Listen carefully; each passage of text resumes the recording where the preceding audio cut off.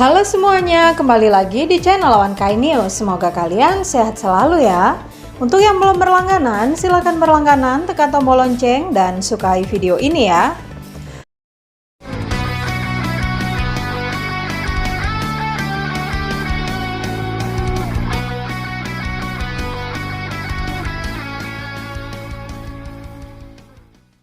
Hai guys, sambil menunggu anime dan manga Boruto pada cerita intinya, yuk kita berteori sejenak, tapi teori ini layak untuk dibahas loh guys.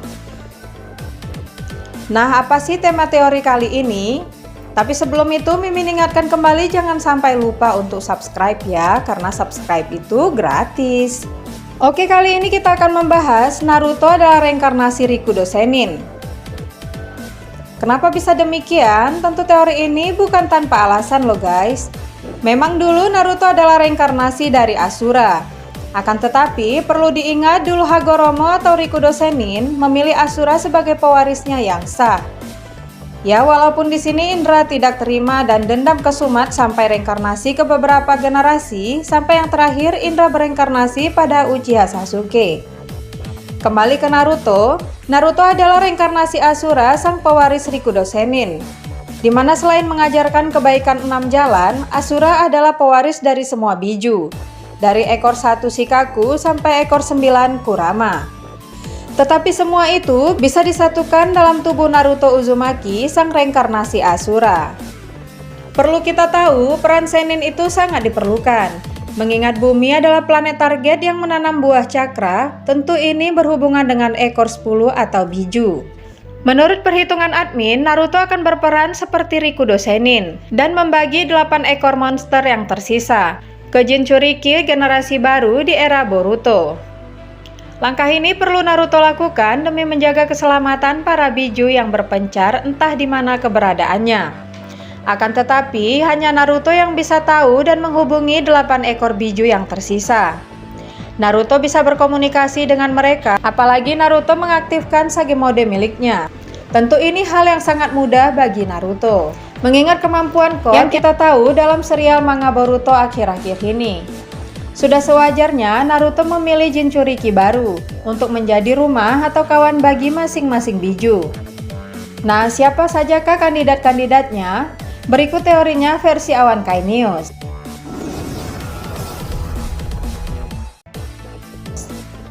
1. Jinchuriki Shikaku si ekor 1. Siapa sangka Jinchuriki ekor 1 ini akan jatuh ke tangan Uzumaki Himawari. Karena sejak pertemuan Himawari dan Shukaku, mereka sangatlah akrab. Sepertinya di era Boruto sekarang ini berbeda dengan zaman Naruto, di mana di era Boruto, Jinchuriki dan biju terikat dalam persahabatan tulus. Bukan seperti zaman Naruto yang harus ditaklukkan dan disegel secara paksa.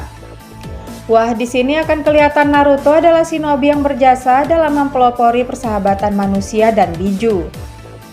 Tetapi selain Uzumaki Himawari, Shikaku justru akan menjadi pendamping Shinki.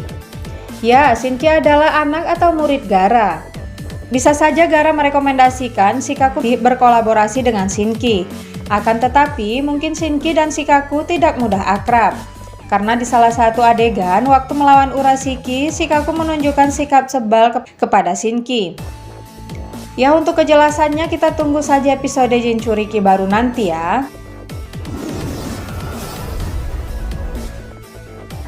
Yang kedua, Jinchuriki Nibi atau biju ekor 2. Biju ekor 2 bernama Matatabi di era Naruto. Matatabi disegel dalam tubuh Yugito Ni, seorang kunoichi dari Kumogakure. Yugito tewas akibat proses ekstrasi biju ke dalam Gedomazo. Akankah nanti Kumogakure akan meminta Matatabi menjadi milik mereka lagi karena masa lalu? Tentu itu nanti akan diputuskan pada rapat 5 Kage. Siapa ya pewaris Matatabi setelah Yugito Ni bisa jadi orang terdekatnya semasa hidup?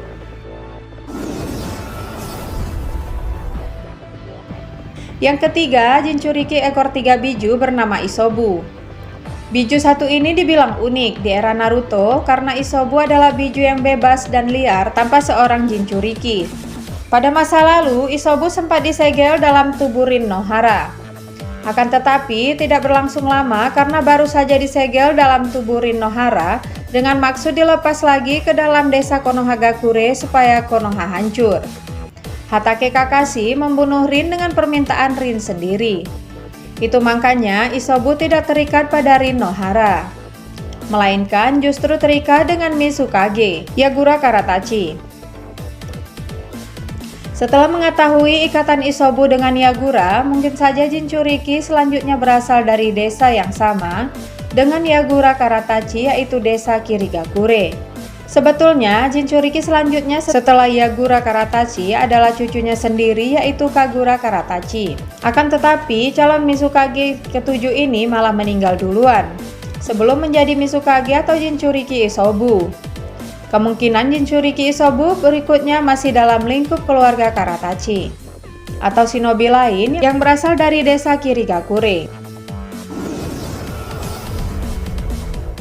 Taiken disegel di dalam tubuh Utakata, sang shinobi Kirigakure, sama dengan Isobu yang disegel dalam tubuh Yagura Karatachi dari Kirigakure. Saiken adalah biju kedua Kirigakure semenjak era Boruto. Belum diketahui siapa Jinchuriki yang pantas menjadi sahabat Saiken ini.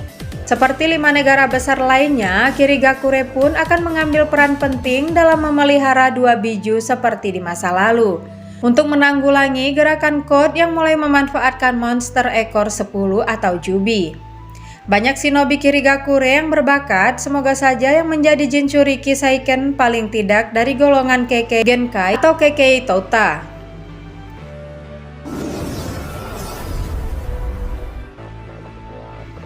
Yang ketujuh, Jinchuriki Chomei si ekor 7. Di era Naruto, sebagai biju yang memiliki wujud seperti serangga, Chomei adalah satu-satunya biju yang memiliki kemampuan untuk terbang. Chomei disegel dalam tubuh Fu, seorang ninja yang berasal dari Takigakure. Takigakure adalah desa ninja yang kecil. Tapi walaupun kecil, Takigakure juga memiliki ninja yang hebat, yaitu salah satu anggota Akatsuki yang menguasai 5 elemen dan memiliki 5 jantung. Ya, siapa lagi kalau bukan Kakuzu. Chomei berada di Takigakure sejak dulu. Kemungkinan secara teritorial Takigakure itu banyak sekali bunga. Hal ini sangat disukai Chomei. Yang jutsunya juga menyerupai serbuk sari. Mengetahui hal ini, kemungkinan keberadaan Chomei kembali ke Takigakure karena insting alaminya yang menyukai bunga. Kemungkinan Jinchuriki Chomei juga berasal dari Takigakure nantinya.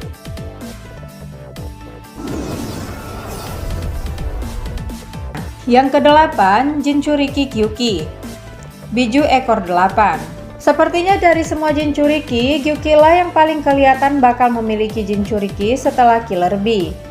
Dan semua sudah diatur serta turun-temurun bahwa Gyuki akan disematkan dalam tubuh shinobi terkuat di desanya.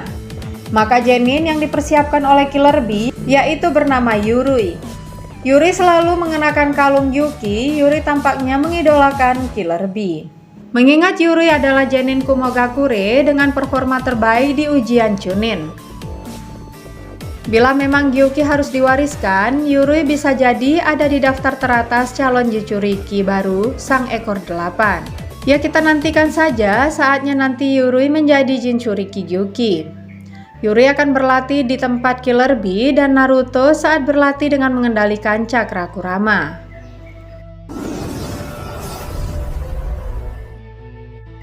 Yang kesembilan, Jinchuriki Kurama si ekor 9. Seperti yang kita tahu, Kurama sudah tidak ada lagi. Akan tetapi, jika masih ada, kemungkinan Jinchuriki Kurama selanjutnya adalah Kawaki. Kawaki cocok menjadi Jinchuriki Kurama dikarenakan Kurama pernah berkomunikasi langsung dengan Kawaki tanpa sepengetahuan Naruto. Di sini kita bisa ambil kesimpulan Kurama tertarik dengan kegelapan hati Kawaki. Kurama membuka komunikasi kepada Kawaki, padahal Kurama itu tipe cuek. Kurama melihat ada kemiripan antara Kurama sendiri dengan Kawaki.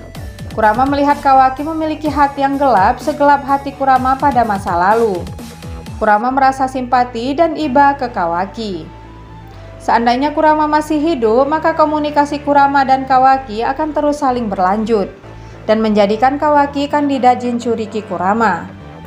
Nah, itulah teori Jinchuriki terbaru di era Boruto. Persiapan Jinchuriki generasi terbaru ini dirasa perlu karena Code sudah memanfaatkan ekor 10 untuk melaksanakan aksinya. Kita tunggu saja 5 Kage beraksi ya guys. Nah, itulah sekian pembahasan dari kami dan saksikan terus kami hanya di Awan Kai News. Terima kasih dan sampai jumpa.